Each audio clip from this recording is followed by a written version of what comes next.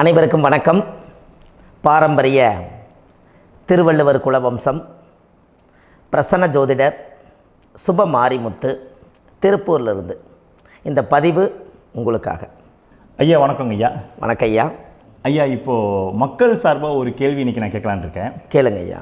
ஐயா, அதாவது இந்த ஜாதகத்தில் முடக்கு இருக்கு, ஜாதகத்தையும் முடக்கிருச்சு, கண்டிப்பாக அதனால் வாழ்க்கையில் நிறைய பிரச்சனைகள் அப்படின்னு சொல்லி நிறைய பேர் கேட்குறாங்க. கண்டிப்பாங்க ஐயா. இந்த முடக்குங்கிறது என்னங்க ஐயா? அதற்கும் கர்மாவுக்கு ஏதாவது சம்மந்தம் இருக்காங்க ஐயா?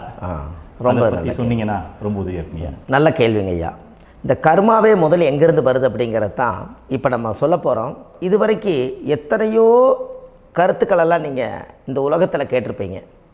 ஆனால் இந்த பதிவில் நீங்கள் பொறுமையோடு இந்த கருத்தை ஒரு இனிமையோடு நிதானமாக கேட்டிங்கன்னா உங்களுடைய ஊழ்வினை கர்மா எங்கிருந்து உருவாச்சு, இதனுடைய இந்த கர்மானால் நாம் என்ன கஷ்டப்படுறோம், நாம் இந்த பூமியில் பிறக்கிறதுக்கு என்ன வரம் வாங்கி வந்தோம், நம்ம பாவ புண்ணியமெல்லாம் ஜாதக கட்டத்தில் போய் எப்படி எடுக்கிறது, நம்மளுடைய தோஷம்னு சொல்கிறோமே அந்த தோஷம் எப்படி கிரியேட் ஆகுது, நம்ம இந்த பூமியில் பிறக்கும்போது கொண்டு வந்த கர்மாவா, இல்லை கடவுளே நம்மளுக்கு ஒரு தண்டனையாக கொடுத்த கர்மாவா, இல்லை நம்ம இந்த பூமிக்கு வந்ததுக்கு அப்புறம் செய்த கர்மாவா, இது எல்லாத்தையுமே நம்ம பொறுமையாக கேட்கணும்னா கண்டிப்பாக இந்த பதிவை நீங்கள் பொறுமையோடு கேளுங்க. உங்களுக்கு இதில் ஒரு பெரிய ஒரு ரகசியம் ஒன்று அடங்கியிருக்குது. அந்த ரகசியத்தை தான் இன்றைக்கி இந்த உலகத்துக்கு அரங்கேற்றம் பண்ணுறேன். இந்த முடக்கு நம்ம ஐயா கேட்டதில் ஒரு அற்புதமான ஒரு விஷயம் என்ன அப்படின்னு கேட்டிங்கன்னா, முடக்குங்கிறது அந்த காலத்தில் பெரிய திறமையை கட்டி போட்டு வச்சுட்டா நம்மனால் அது இயங்க முடியுமாங்க? முடியாது இல்லைங்களா ஐயா? முடியாது.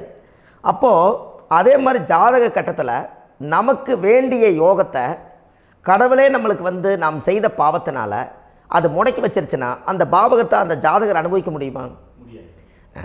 அனுபவிக்க முடியாது. அப்போது அந்த அனுபவிக்க முடியாமல் வெளி உலகத்தில் போய் நம்ம தேடி போன பிறவியில் செய்த பாவத்தை இந்த பிறவியில் நீங்கள் தேடி கண்டுபிடிச்சி வாழ்க்கையில் நீங்கள் எப்போ மேலுக்கு வர்றது? அப்போது அந்த கர்மா 12 ராசி கட்டத்துக்குள்ள 27 நட்சத்திரத்தில் 9 கிரகங்களுக்குள்ள ஒரு பெரிய ஒரு ஆத்துமாத்துமான கர்மா, உங்கள் பூர்வ ஜென்ம கர்மா இதுக்குள்ளே எங்கேயோ ஒரு இடத்துல முடங்கியிருக்குது. இந்த முடக்க மட்டும் உங்கள் ஜாதகத்தில் நீங்கள் கண்டுபிடிச்சிட்டிங்கன்னா ஹைலைட்டாக வாழ்கிறதுக்கு, இந்த உலகத்தில் சுதந்திரமான வாழ்க்கை வாழ்கிறதுக்கு ஒரு மிகப்பெரிய பொக்கிஷம் உங்கள் ஜாதகத்துக்குள்ளேயே இருக்குது. அப்போது அந்த ஜாதகத்துக்குள்ளே நாம் போன பிறவியில் நம்ம கர்மா நாம் என்ன செய்திருப்போன்னு உங்களுக்குள்ளே பெரிய குழப்பம் இருக்கும்.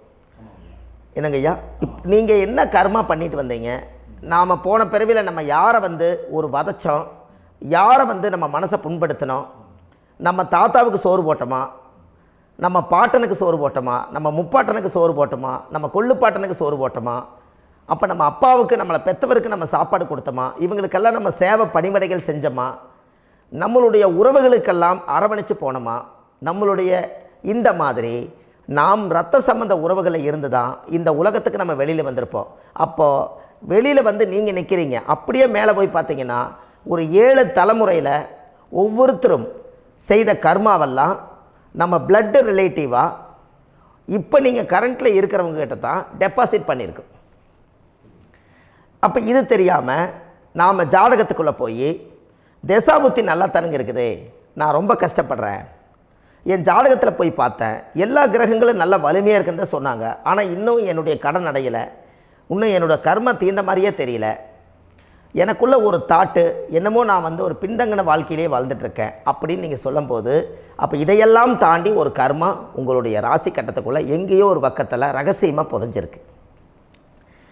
அப்போது அந்த ரகசியமாக புதைஞ்சிக்கக்கூடிய அந்த முடக்கு தான் இன்றைக்கி இந்த உலகத்துக்குள்ளே நீங்கள் தெரிஞ்சுக்கக்கூடிய விஷயம். அப்போ அந்த முடக்குங்கிறது ஒன்று உண்மை. இந்த உலகத்துக்கு நம்மளை எல்லாத்துலேயும் நல்லா யோசிச்சு பாருங்கள். 12 ராசி கட்டம் இருக்குதுங்களா ஐயா? ஆமாங்க ஐயா. ஆனால் கிரகம் எத்தனை இருக்குதுங்க? 9 தான் இருக்குங்க ஐயா. ஆமாம், 12 ராசிக்கு 12 கட்டத்துக்கு 12 கிரகம் கொடுத்துருக்கலாமல்ல கடவுள். அப்போ ஏன் 3 கட்டத்தை மட்டும் எம்டி பண்ணி மீதி 9 கிரகத்தை வச்சுக்கிறாருன்னா, அப்போ நாம் செய்த 3 தலைமுறை கர்மாவுக்கு அது எந்த கட்டம் பிளாக் ஆகுதோ அந்த கட்டத்துக்குள்ளே ஏதோ ஒரு ரகசியம் இருக்கிறனால தானே எங்கேயோ ஒரு பக்கத்தில் நீங்கள் கண்டிப்பாக கர்மாவில் மாட்டுவீங்கிறது கடவுளே படைச்சு தானே இதை உருவாக்கியிருக்காரு. 12 ராசிக்கு 12 கட்டம் கொடுத்துருந்தா எங்கே நீங்கள் சுற்றி வந்தாலும் ஏதோ ஒரு வீட்டுக்குள்ளே போய் உட்காந்துக்கலாம். ஆனால் ஒரு வீடு சுத்தமாக இருக்குது, ஒரு வீட்டில் 4 கிரகம் இருக்குது, ஒரு வீட்டில் 3 கிரகம் இருக்குது, ஒரு வீட்டில் 5 கிரகம் இருக்குது, ஒரு 3 வீடு 4 வீடு காலியாக இருக்குது. அப்போ எங்கேயோ ஒரு ராசி கட்டத்துக்குள்ளேயே கடவுளுடைய கர்மா விளையாட்டு, அது ரகசிய விளையாட்டு தான். அப்போது இந்த இடத்துல தான் உங்கள் ஜாதகத்தில் முடக்கு இருக்குது. இந்த முடக்கை நீங்கள் எப்படியெல்லாம் அதை ஆராய்ச்சி பண்ணி கண்டுபிடிக்க முடியும் அப்படிங்கிற ஒரு விஷயத்தை தான் இன்றைக்கி நம்ம இந்த உலகத்துக்குள்ளே இதை நுழைக்க போகிறேன். இப்போ அப்பா செய்த பாவம்னு ஒன்று இருக்குமில்லங்க ஐயா, நம்ம அறியாத வயசில் தெரியாதில்ல, அப்பா செய்த பாவம்னு இருக்கும். அப்பாவுடைய சொத்து பிள்ளைக்குத்தானா, அப்பாவுடைய பாவம் பிள்ளைக்குத்தானே, என்னங்க ஐயா? சரி, அப்போ தாத்தா இருக்கிறாரு, தாத்தாவுடைய கர்மா உயிர் எங்கே எழுதி வைக்கிறாருங்க? அப்போது மகனை விட்டுறாரு. அப்போ தாத்தா மாதிரியே முகம் இருக்குது, தாத்தா மாதிரியே அவருடைய நடை உடை பாவனை இருக்குது, அவர் தாத்தாவுடைய ஜீனு தான் அப்படின்னு இவர் சொல்லும்போது, அப்போ தாத்தாவுடைய சொத்து பேரனுக்கு சொந்தம்னா தாத்தாவுடைய பாவம் எங்கே போகுங்க? Very good. அப்போ அப்போது இந்த கர்மா எப்படி டிரான்ஸ்ஃபர் ஆகுதுன்னு உங்களுக்கு தெரியுதா? அப்போ நீங்கள் போன பிறவியில் அந்த தாத்தாவுடைய பேரனை நீங்கள் பிறக்கிறதுக்கு கர்மம் உங்களை செயல்பட வச்சுருக்குது. அதனால் நீங்கள் தாத்தாங்கிறீங்க. அதனால் அந்த கௌரவமாக எங்கள் தாத்தா சம்பாரித்த சொத்து நான் தான் அனுபவிக்கணுங்கிற விதியை நீங்கள் உருவாக்கிறீங்க. அப்போது இந்த ஜாதகத்தில் அந்த ஊழ்வினை தோஷந்தான் ஏதோ ஒரு வழியில் உங்களை கர்மாவை செயல்படுத்துது. அதனால தான் இந்த ஜாதகத்தில் எந்த ஒரு முடக்கை எடுக்கிறதா இருந்தாலும் சூரியன் என்ற நட்சத்திரம் எதுவோ அந்த நட்சத்திரத்துக்கு எந்த வீடு முடக்காகுதோ அங்கே தான் உங்களுடைய கர்மா ஒளிஞ்சிருக்கும். இதுதான் உங்களுடைய பெரிய ஒரு பொக்கிஷமான ரகசியம். சரிங்க ஐயா, இப்போ இதில் நவகிரகங்கள் 9 இருக்கும்போது ஏன் சூரியனை மட்டும் நம்ம இதில் எடுத்துக்கணும்னு நீங்கள் சொல்கிறீங்க? நல்ல கேள்விங்க ஐயா. நீங்கள் கேட்டீங்க பார்த்தீங்களா, 9 நவகிரகம் இருக்கும்போது சூரியனை மட்டும், அந்த சூரியன் என்ற நட்சத்திரம் பிறக்கும்போது அந்த வீடு மட்டும் முடக்காகுன்னு நீங்கள் கேட்டீங்க இல்லையா? இதுதான் அற்புதமான கேள்வி. ஏன் அப்படின்னு கேட்டிங்கன்னா, சூரியன் அப்பாவோட உயிர் கரு போய் அம்மாவுடைய பனிக்கூடத்தில் கர்ப்பத்தில் வச்சு 10 மாதம் 300 நாள் சுமந்து நீங்கள் இந்த பூமிக்கு வெளியில் வரும்போது நீங்கள் என்ன பாவத்தை இவங்க விதைச்சாங்களோ அந்த கர்மாவை வாங்கிட்டு தான் நீங்கள் வெளியில் பிரசவமாகறீங்க. இதுதானே? அப்போ சூரியன் என்ற நட்சத்திரம், அந்த சூரியனுங்கிறது உயிர் கருவல்லவா, அப்பாவுடைய உயிரணுக்கள் அம்மாவுடைய கருவிக்குள்ளே போய் நாம் குழந்தை வடிவத்தில் இருந்து 300 நாள் பாவ உன்னித்த பதிவில் ஏட்டு எழுதி ஒரு ஜாதகத்தை கையில் கொடுத்து பிறந்த உடனே உங்களுக்கு ஒரு ஏட்டை பெரட்டி நீ இப்படித்தான் விதி, இனிமேல் இப்படித்தான் நீ வாழணும்னு சொல்லி உங்கள் கர்மாவை நீங்கள் கர்மாவோடு தானே வெளியில் பிறக்கிறீங்க. அப்போ சூரியன் என்ற நட்சத்திரம் தானே இந்த உலகத்துக்கு ஒரு பெரிய ஒரு மகத்துவம். இப்போ பாருங்கள், விடிய வரைக்கும் நம்ம முழிச்சிட்ருக்குறோம், காலையில் சூரிய உதயமானால் அவங்கவுங்க செயல்படுறோம். மீதி எல்லா கிரகங்களுக்குமே வெளிச்சத்தை கொடுக்கக்கூடிய சக்தி சூரியனுடைய பிம்ப ஒளிக்குத்தானே உண்டு, என்னங்க ஐயா? அதனால தான் மேசத்து உச்ச வீடுன்னு சொல்லி மேசத்தை உச்சம்னு சொல்லி சூரிய உச்சத்தை அங்கே தான் வச்சாங்க. அப்போது அந்த காலச்சக்கரத்துக்கு 5ஆம் இடம் பூர்வ புண்ணியஸ்தானத்தில் போய் சிம்மத்தில் கொண்டு போய் சூரியனை ஆட்சி வீடுன்னு வச்சாங்க. அப்போது சூரியனில் இருந்து தான் அந்த மையப்புள்ளி உருவாகுது. அப்போ உங்களுடைய ஜாதகத்தில் அந்த சூரியனாகப்பட்டவர் பிறக்கும்போது நீங்கள் உங்கள் ஜாதகத்தை நீங்கள் எடுத்துக்கங்க ஐயா. நீங்கள் இன்றைக்கே போய் கதவை திறந்து உங்கள் பெட்டியை திறந்து பீர்வாவுக்குள்ளே உங்களுடைய ஜாதகம் இருக்குது, அந்த ஜாதகத்தை எடுத்து ஜோதிடர்கிட்டையே நீங்கள் சந்தேகம் கேட்குறக்கு முன்பு நீங்களே உங்களுடைய கர்ம பற்றி தெரிஞ்சுக்கிறதுக்கு இந்த பதிவில் உங்களுக்கு ஒரு ரகசியத்தை சொல்லித்தரேன். உங்கள் ஜாதகத்தில் இப்போ இது வரைக்கும் ராசி கட்டத்தை நீங்கள் பார்த்துருப்பீங்க, ஆனால் பாதசாரம்னு ஒன்று இருக்கும் இல்லைங்களா? ராசிக்கு பாதசாரம்னு ஒன்று இருக்கும். சூரியன் என்ன நட்சத்திரத்தில் இருக்குது, சந்திரன் என்ன நட்சத்திரத்தில் இருக்குது, செவ்வாய் என்ன நட்சத்திரத்தில் இருக்குது, புதன் என்ன நட்சத்திர காலில் நிற்குது, இதெல்லாமே அந்த சாரம் இல்லாத ஜோதிடம் சோரம் போய்விடும். அதனால் அந்த சாரத்தில் நிற்கிது பார்த்தீங்களா கிரகம், அதில் இப்போ நீங்கள் உங்களுடைய ராசி கட்டத்தை ஓப்பன் பண்ணுங்கள். இதில் ராசி கட்டத்தில் சூரியன் என்ற நட்சத்திரம்னு ஒன்று இருக்கும் இல்லைங்களா? அது எதுவாக வேணாலும் இருந்துட்டு போட்டோம். அந்த நட்சத்திரம் தான் நீங்கள் பிறக்கும்போது தாயுடைய கருவறைக்குள்ள கரு உருவான நட்சத்திரமே அதுதான். புரிஞ்சுங்களா ஐயா? பிறக்கும்போது நீங்கள் அந்த கருவுடைய நட்சத்திரம் அப்பா வந்து கருவை உருவாக்கி கர்மாவை விதைச்சது அந்த சூரியன் என்ற நட்சத்திரம் தான். அந்த வீட்டுக்கு தான் இந்த ராசி கட்டத்தில் உங்களுக்கு முடக்கு உருவாகுது. புரிஞ்சுங்களா ஐயா? அப்போது ஒரு ஜாதகத்தில் சூரியன் என்ற நட்சத்திரம் எதுவோ அதுதான் உங்களுடைய கர்மா நட்சத்திரம். இப்போ நம்ம பிறக்காதுக்கு முன்னாடி அப்பா கட்டத்தில் அந்த கர்மா டெபாசிட் ஆகிருக்கும். அதை ட்ரான்ஸ்ஃபர் எப்படி பண்ணுறாரு? அவருக்கு ஒரு கல்யாணம் வச்சு அவர் குடும்ப வாழ்க்கையில் வாழ்ந்து நம்மளோட உயிர் கருவை கொண்டு போய் ஊராம் பொண்ணை கல்யாணம் பண்ணி பொண்டாட்டின்னு எடுத்துக்கொண்டு அந்த பொண்டாட்டிங்கிற உரிமையாகி இவருடைய உயிர் கரு உருவாகி வாரிசுகள் வெளியில் வருது. அதானங்க ஐயா? அப்போது அந்த சூரியன் என்ற நட்சத்திரம் தான் இந்த உலகத்தில் ஒரு பிரம்மாண்டமான நட்சத்திரம்.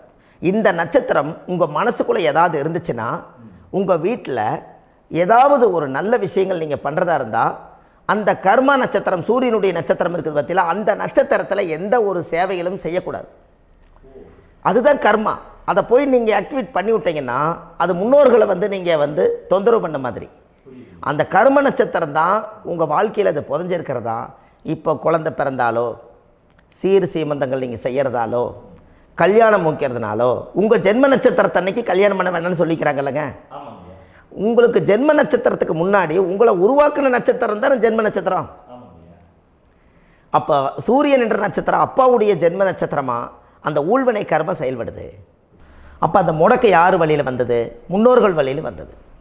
முன்னோர்கள் கட்டி வச்சது யாரைய? குலதெய்வத்தை.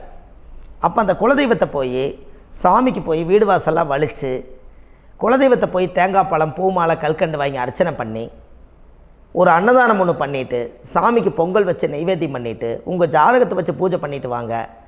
அதுக்கப்புறம் தான் உங்கள் கர்மாவை கண்டுபிடிக்கிறதுக்கு வழியே பிறக்கும்.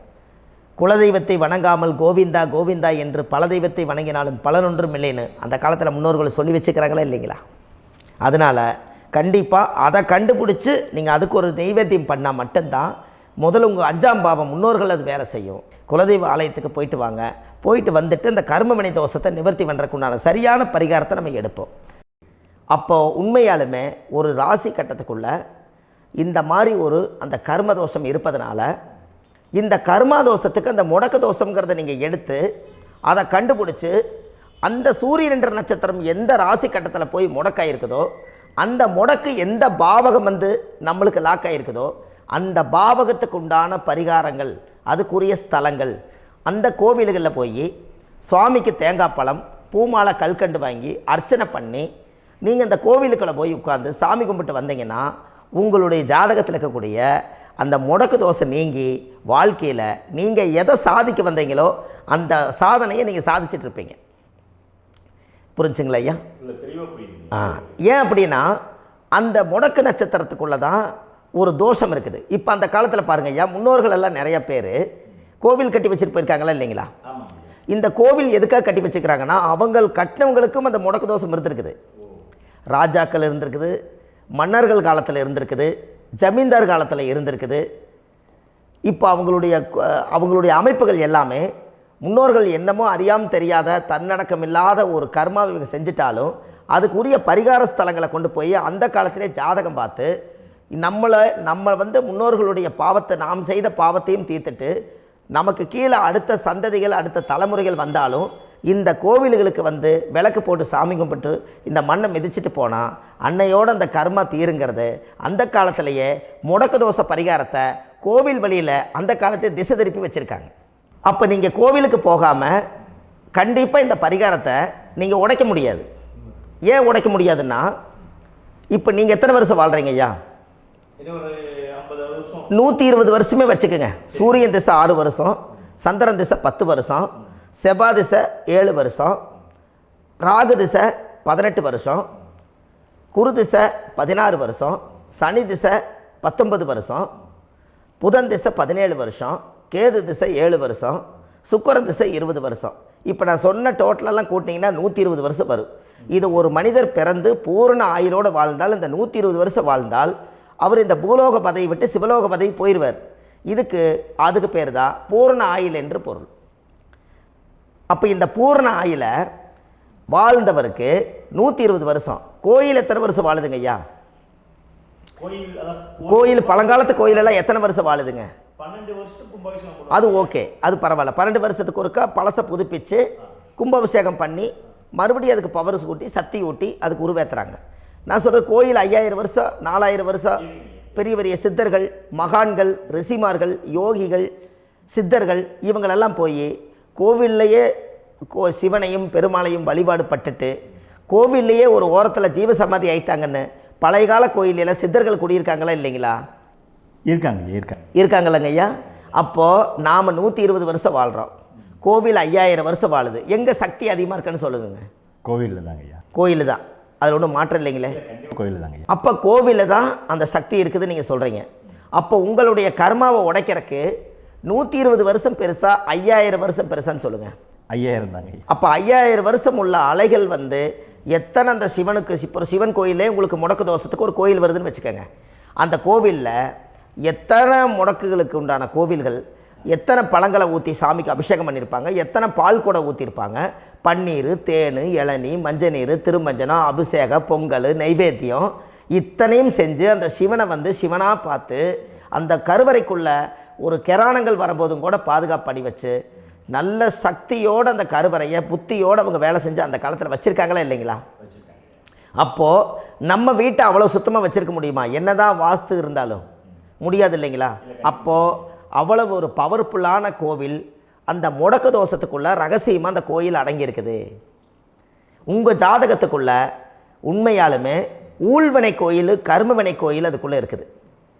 அந்த ஜாதகத்தை கணிச்சு பார்த்தா கரெக்டாக உங்களுடைய ஜாதகத்தில் அப்பாவுடைய கருவறையிலேருந்து உயிர் உருவாகிற நேரத்தில் இருந்து இப்போ வரைக்கும் நீங்கள் கரண்ட்டில் வாழ வரைக்கும் அந்த கர்ம கூட வர்றதை ஒரே ஒரு இடத்துல போனால் மட்டும்தான் விட்டுட்டு வர முடியும். அது எந்த வீடு அப்படின்னு கேட்டால் உங்களுக்கு அப்பாவுடைய கர்மா வழியில் போய் அந்த கோவில் பழையகால கோயில், பழையகால தெய்வங்கள், அந்த கோவில் தான் உங்கள் ஜாதகத்துக்குள்ள ரகசியமாக இருக்கும்.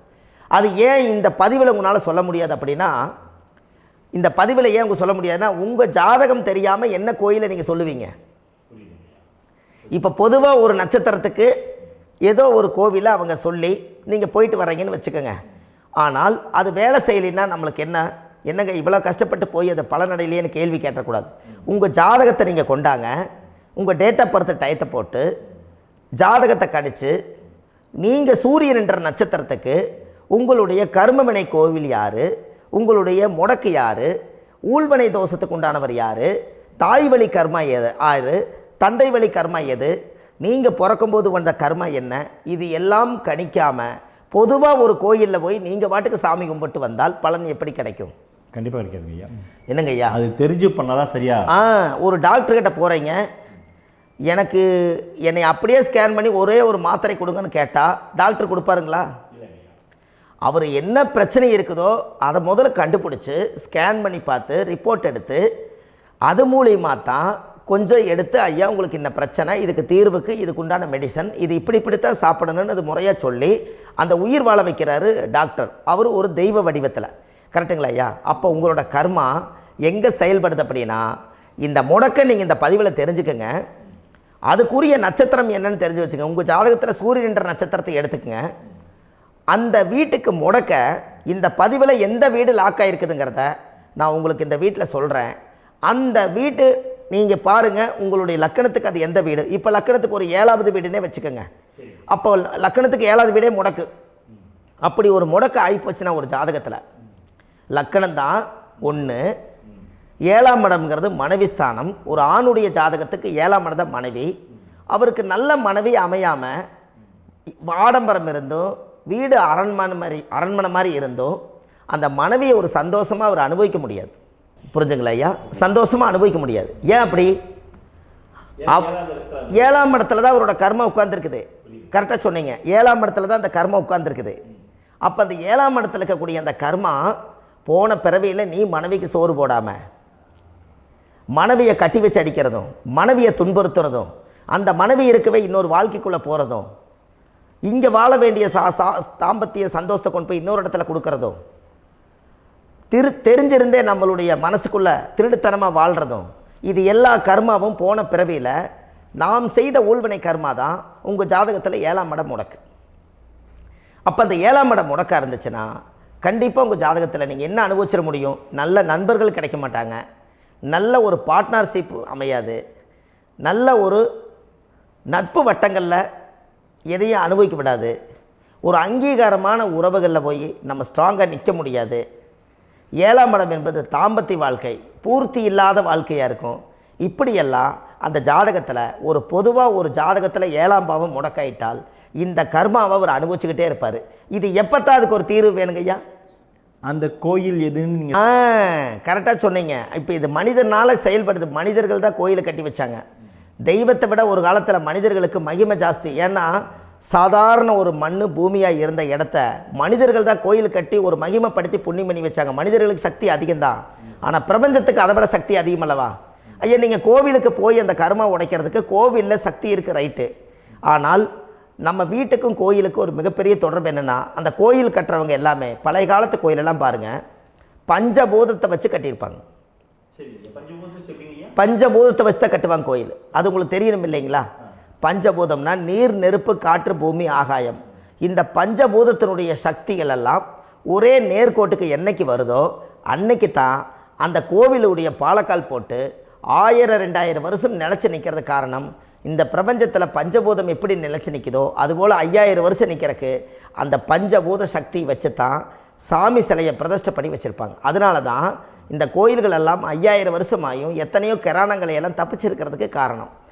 அப்பேற்பட்ட புண்ணிய ஸ்தலம் உங்களுக்கு எதுன்னு தெரியணும் அல்லவா? என்னங்க ஐயா?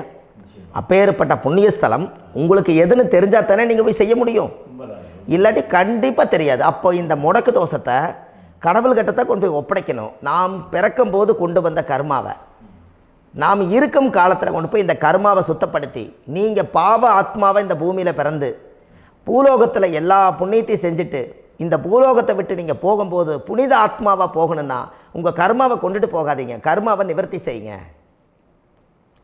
என்னங்க ஐயா? அப்போ கர்மாவை சுத்தப்படுத்துங்க. கர்மாவை சுத்தப்படுத்திட்டு உங்களுக்கு பிறக்கிற குழந்தைகளுக்கு அந்த கர்மாவை டிரான்ஸ்ஃபர் பண்ணாமல் உங்களோட நில் பண்ணுங்க. ஒரு உதாரணம் சொல்லட்டுங்களா ஐயா? ஒரு காந்தம் ஒன்று இருக்குது இல்லைங்களா? ஒரு காந்தம்ங்கிறது ஒரு தாத்தாவாக வச்சுக்கோங்க. ஒரு இரும்பை கொண்டு போய் வச்சா ஒட்டு மோட்டாதா? அப்போ ஒட்டுனோடனே காந்தம்ங்கிறது தாத்தா, அவருக்கு பிறந்த வாரிசுக்கு அந்த கர்ம டிரான்ஸ்ஃபர் ஆயிருமா? சரி, இன்னொரு இரும்பை கொண்டு போய் வைங்க, ஒட்டு மோட்டாதா? அப்போ அது பேரனுக்கு வைங்க, பேரனுக்கு வந்துருச்சு அந்த கர்மா. இன்னொரு இரும்பை கொண்டு போய் வைங்க, அந்த காந்தத்துக்கு நேர் இன்னொன்று வைங்க, ஒட்டு மோட்டாதா? அப்போ அதை கொண்டு போய் நம்ம கொள்ளு பேரனுக்கு வைங்க. இப்படியே டிரான்ஸ்ஃபர் ஆகி தலைமுறையாக இந்த கர்மா தொடர்ந்துக்கிட்டே இருக்குது. இந்த இடத்துல கொண்டு போய் காந்தத்துக்கு இரும்பு ஒட்டிகிட்டே இருக்குதுல்ல, இந்த இடத்துல ஒரு மரக்கட்டை செஞ்சு கொண்டு போய் கரெக்டாக வச்சுக்கினே போட்டுமா? அந்த மரக்கட்டையை கொண்டு போய் வைக்கிறவர் யார்? மரக்கட்டை வச்சுட்டு அடுத்த வாரிசு புனிதமாக பிறந்துட்டு அந்த மேலே இருக்கிற கர்மாலாம் இந்த அடுத்த இதுக்கு வராதில்ல. இதுதாங்க ஐயா கர்மா. தொடர்ந்து வரக்கூடிய கர்மாவை அதை நில் பண்ணணுங்கிறதுக்கு பேர் தான் இந்த உதாரணத்தை சொன்னவங்களுக்கு. அப்போ நாம் இந்த பூலோகத்தில் நம்ம ஒரு தாயுடைய கருவறையில் இருந்து தொப்புள் கொடி அறுக்கும் நேரம் நாம் என்ன கர்மாவை வாங்கி வந்திருந்தாலும் அதையெல்லாம் ஆராய்ச்சி செய்து ஜாதகத்தில் முழுமையாக கண்டுபிடிச்சி ஒரு காலம் இல்லைனாலும் ஒரு காலம் நம்ம நல்லா இருக்கிறதுக்காக, நம்ம வாரிசுகள் எல்லாம் நலமடைஞ்சு வளமடைஞ்சு வர்றதுக்காக இந்த கர்மா தோஷத்தை கரெக்டாக கண்டுபிடிச்சி சரியான கோவிலுக்கு போய் நீங்கள் கர்மாவை நிவர்த்தி பண்ணி அங்கே பூஜை புனஸ்தானங்கள், சகசரநாம பூஜைகள், ஓமங்கள், வழிபாடுகள் இதெல்லாம் நீங்கள் செஞ்சு உங்களுடைய பாவத்தை எல்லாம் கழித்து உங்கள் ஜாதகத்தவே யோகமாக மாற்ற முடியும். கண்டிப்பாக மாற்ற முடியும். ஏன்னா நம்ம யாரை நம்பி செய்கிறோம்? சரியான கடவுள்கிட்ட வழிகாமிக்க போகிறோம். அப்போ கடவுள் பொய்யாயிருவாரா? ஐயா நம்ம அதாவது அந்த காலத்தை சொல்லுவாங்க, சத்தியுள்ள சாமி கும்பிட்டு புத்தி உள்ள உள்ளே பெக்கணும்னு சொன்னாங்க. 16 வதபதன்னு பெக்கலை, எல்லாம் அறிவோடு பெற்றாங்க. அதனால் எல்லாமே தாய் தந்தைகள் பேச்சை கேட்டாங்க. அன்றைக்கி எல்லாருமே தாய் தந்தைகளுக்கு தூணாக நின்னாங்க. அப்போ அந்த காலத்தில் சத்தியுள்ள சாமி கும்பிட்டு புத்தி உள்ள உள்ளே பெக்கணும்னு சொல்லி அன்றைக்கி அறிவோடு பெற்று இந்த கர்மாவை ஆளுக்கு ஒரு கர்மாவை டிரான்ஸ்ஃபரை பிரித்து எல்லாரும் சுத்தப்படுத்தினாங்க. இன்றைக்கி நம்ம ஒரு குழந்தை 2 குழந்தை பெற்று வச்சுருக்கோம். அவங்களுக்கே இவ்வளவு கர்மா வந்துருச்சுன்னா இந்த குழந்தைகளுக்கு என்னைக்கு இந்த கர்மாவை போய் கண்டுபிடிச்சி நீங்கள் எப்போ சரி பண்ணுவீங்கன்னு. அப்போ இந்த வாழ்க்கையில் ஏதோ ஒரு பிரபஞ்ச சக்தி நம்மளை அறியாமல் என்னமோ ஒரு இயக்கத்தில் கொண்டு போய் விட்டுருச்சுங்களா? அப்போ இனிமேலாவது இந்த கர்மாவில் இருந்து கண்டிப்பாக நம்ம நிவர்த்தி ஆகணும்னு சொன்னால் இந்த முடக்கு தோஷத்தை யாரெல்லாம் கண்டுபிடிச்சி இந்த ஊழ்வினை கர்மாவில் இருந்து நாம் கருவறையில் சுமக்கும் போது 10 மாதம் நீங்களாம் என்னென்ன நினச்சிருப்பீங்க? அதாவது கருவறைக்குள்ள கருப்பாக ஒரு பிண்டம் இடப்பக்கம் கிடக்கையில் இந்த பூமிக்கு வரும்போது நீங்கள் என்னென்ன நினச்சிருப்பீங்க? இந்த பிறந்ததுக்கு அப்புறம் வந்து தான் அம்மா தெரியுது, அப்பா தெரியுது, தாத்தா தெரியுது, பாட்டி தெரியுது, இந்த உலகத்தில் கண்கொள்ளாத காட்சிகள் எல்லாம் தெரியுது, எல்லாம் தெரியுது. ஆனால் 10 மாதம் உங்கள் வாழ்க்கையில் நீங்கள் இருக்கும்போது நீங்கள் என்னென்னலாம் நினச்சி இந்த பதிவில் இறைவன் கொடுத்தாரோ அதையெல்லாம் அனுபவிக்கத்தான் வந்தீங்க. அதுக்கு இடையில இருக்கிறதான கர்மா. இந்த ஒரு விஷயம் உங்களுக்கு கிடச்சிருச்சுன்னா நீங்கள் எல்லாருமே ராஜயோகமாக பிழைப்பீங்கள்ல. இதில் ஏழை பணக்கார யாரையுமே சொல்ல வரல. அவங்க பிறக்கும்போது புண்ணியத்தை பொறுத்து தான் போன ஜென்மத்தில் நம்ம என்ன புண்ணியங்கள் பண்ணி வச்சோமோ அந்த புண்ணியத்தில் இன்றைக்கி நல்லா வாழ்கிறாங்க. ஒருத்தர் கேட்டார், என் ஜாதகத்தில்ங்க எங்கூட படித்தவர் இடம் வாங்கிட்டார், வீடு வாசல் கட்டிட்டார், தொழில் பண்ணிட்டார், நல்லா இருக்கார், ஆனால் நான் இன்னும் அப்படியே தான் இருக்கிறேங்கன்னு ஒருத்தர் கேட்டார். அதுக்கு ஒரு கருத்து என்னென்னா, டேட் ஆஃப் பர்த் ஒன்று தான், டைம் ஒன்று தானே வச்சுக்கோங்க. அவங்க அப்பா செஞ்ச புண்ணியம் வேறு, நீங்கள் செஞ்ச பாவங்கள் வேறு. அவர் செஞ்ச புண்ணியத்தினால அவருக்கு எல்லாமே முன்னாடி கிடைக்கிது. நீ கர்மாவெல்லாம் கழிச்சிட்டீன்னா பின்னாடி கிடைக்க போகுது. இதில் மற்றவங்களை பற்றி வேற்றுமையாக நினைக்கிறதுல எந்த ஒரு இதுவுமே இல்லை. அப்போ ஒருத்தர் பார்த்து ஒருத்தர் வாழ வேண்டாம். உங்களுடைய சுய அறிவை வச்சு இந்த பூலோகத்தில் இந்த பூமியில் நீங்கள் 4 தெரிஞ்சு நல்ல விதமாக கற்றுக்கிட்டு இந்த உலகத்தில் சிறப்பாக வாழ கற்றுக்குங்க. அதுக்கு அந்த ஊழ்வினை தோஷத்தை கண்டுபிடிங்க. உங்களுக்குன்னு ஒரு முடக்கு இருக்குதுங்கிறத இன்றைக்கி நீங்கள் எழுதி வைங்க. அதை எப்படியாவது கண்டுபிடிங்க, அதை தேடுங்க. ஒரு முறை நீங்கள் ஜாதகத்தை கொண்டு வாங்க. அந்த ஜாதகத்தை கொண்டு வந்து உங்கள் பாவகத்தில் எத்தனாம் பாவம் முடக்காயிருக்குதுன்னு பாருங்கள்.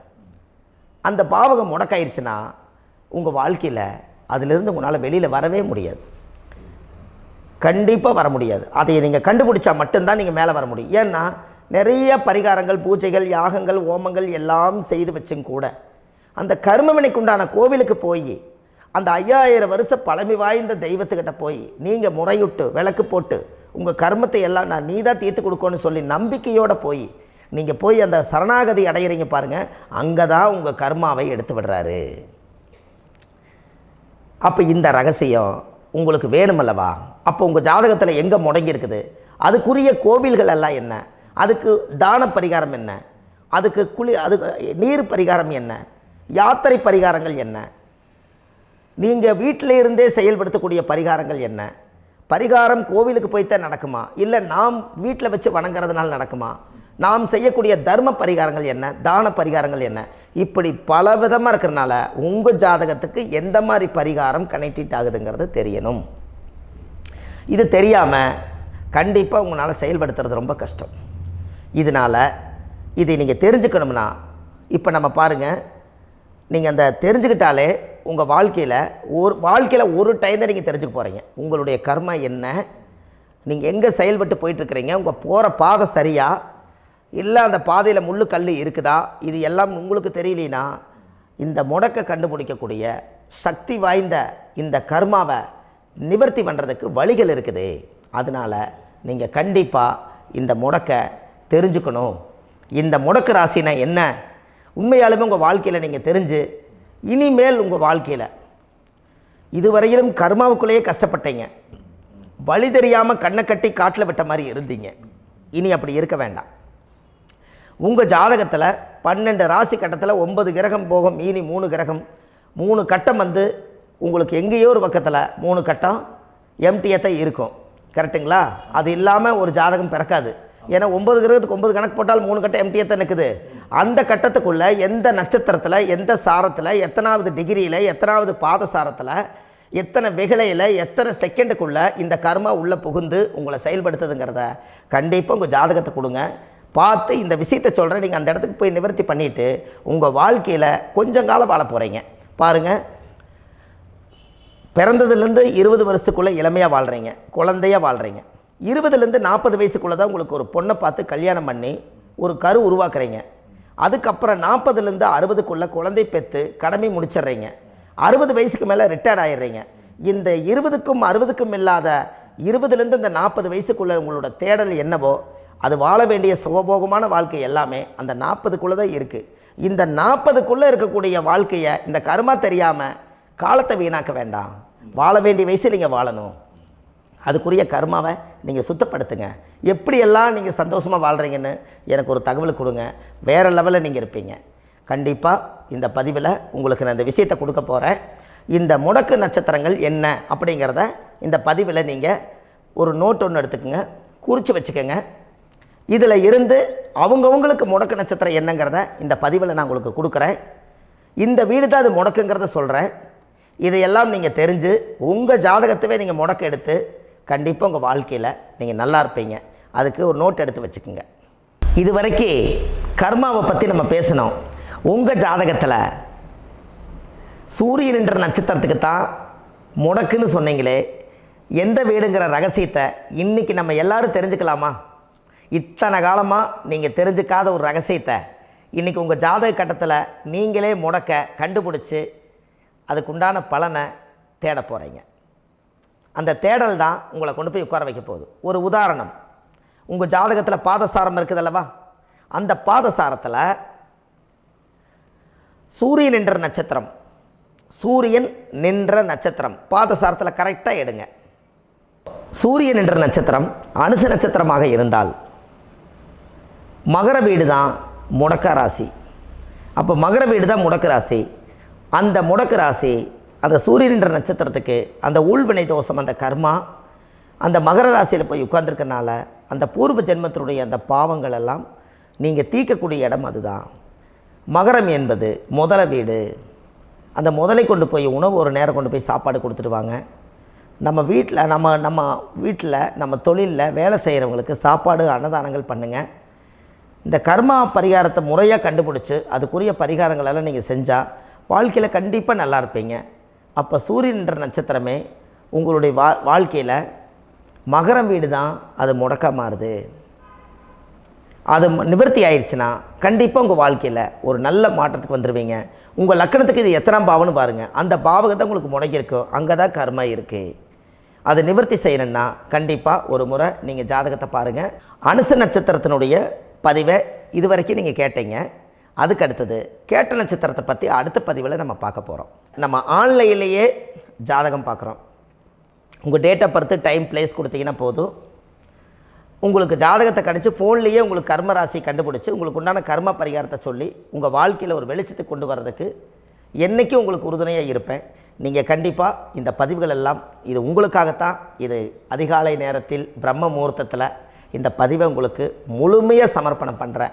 இதை இதை வழி நடத்தி இதைய எப்படியெல்லாம் இந்த முடக்க கண்டுபிடிச்சி இப்படியெல்லாம் பேச வச்சு அழகு பார்க்க நம்ம முன்னோர்களுடைய ஆசீர்வாதமும் இந்த முடக்க கண்டுபிடிச்ச குருமார்களும் அவங்களுடைய குடும்ப பாரம்பரிய வம்சாவளிகளும் எல்லாருமே நல்லா இருக்கணும்.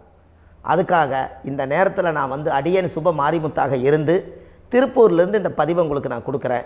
கண்டிப்பாக இந்த முடக்கு கோயிலுக்கு, இந்த முடக்கு தோஷத்துக்கு உண்மையான பரிகாரங்கள், எளிமையான பரிகாரங்கள் நீங்களே வாழ்க்கையில் செஞ்சு ஆதிகால பரிகாரங்கள் உங்கள் மனசுக்குள்ளே இருக்குது. அதை செயல்படுத்தினா மட்டும் போதும், வாழ்க்கை எங்கேயோ போயிடும். கண்டிப்பாக ஒரு முறை உங்கள் ஜாதகத்தை அனுப்பி வைங்க, உங்களுக்கு நான் பார்த்து பலன் சொல்கிறேன். இன்றைக்கி நான் கொடுத்த பதிவுகள் எல்லாம் உங்களுக்கு ரொம்ப பயனுள்ளதாக இருந்திருக்கும். உங்களுக்கு இது வரைக்கும் எத்தனையோ கர்ம வினைகளை பற்றி தெரியாமல் இருந்திருப்பீங்க. இந்த பதிவில் நிறைய கேட்டு தெரிஞ்சுக்கிட்டீங்க. இதெல்லாம் வாழ்க்கையில் ரொம்ப முக்கியமான பரிகாரங்கள், எளிமையான பரிகாரங்கள். நேராக நீங்கள் கடவுளைத்தான் கெட்டியாக பிடிக்க போகிறீங்க.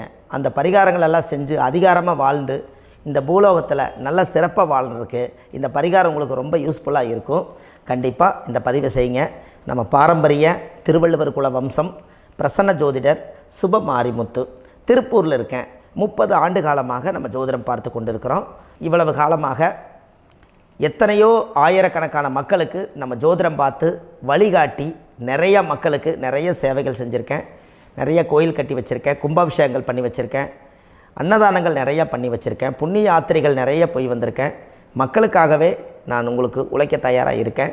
இந்த ஜோதிடம் வந்து என்னுடைய ஒரு பாரம்பரியமாக, என்னுடைய அப்பா தாத்தா முன்னோர்கள் இதெல்லாம் எங்களுடைய குலத்தொழில் இது.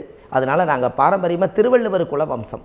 வள்ளுவர் வாக்குன்னு யூடியூப் சேனலில் போனீங்கன்னா 1000 பரிகாரங்கள் கொடுத்துருக்கேன். அதுவும் உங்களுக்கு ரொம்ப யூஸ்ஃபுல்லாக இருக்கும். வள்ளுவர் வாக்கு அப்படின்னு போடுங்க, அப்படி இல்லைன்னா சுப மாரிமுத்துன்னு போடுங்க. இதில் பரிகாரங்கள் நிறையா கொடுத்துருப்பேன். கண்டிப்பாக இதெல்லாம் நீங்கள் சந்தித்து நீங்கள் ஒரு சப்ஸ்கிரைப் பண்ணி வச்சுக்கோங்க. நான் போடக்கூடிய பதிவுகள் எல்லாமே உங்களுக்கு நோட்டிஃபிகேஷனாக வந்துடும். அதனால் நீங்கள் ஒரு சப்ஸ்கிரைப் பண்ணி வச்சுக்கோங்க. தினமும் ஒரு தகவல் உங்களுக்கு கொடுத்துக்கிட்டே இருக்கேன். இதெல்லாமே உங்களுக்கு ஒரு பெரிய சந்தோஷமான நிகழ்ச்சிகள். என்றைக்கும் உங்களோட நான் வாழ்கிறேன். உங்களுடைய குடும்பத்தில் நான் ஒருத்தராக இருந்து குடும்ப ஜோதிடராக நான் இருப்பேன். கண்டிப்பாக ஆயுளுள்ள வரைக்கும் உங்களுக்காக இந்த ஜோதிடத்துக்கு உழைச்சி உங்கள் குடும்பத்தில் ஒருத்தராக நான் வந்து ஒரு ரத்த உறவில் நான் வந்து இந்த பூர்வ ஜென்மத்தில் உங்களுக்கு நான் கடமைப்பட்டிருக்கேன். கண்டிப்பாக அடுத்த பதிவில் உங்களை நான் சந்திக்கிறேன். வாழ்வது ஒரு முறை, வாழ்த்தட்டும் தலைமுறை. நன்றி, வணக்கம்.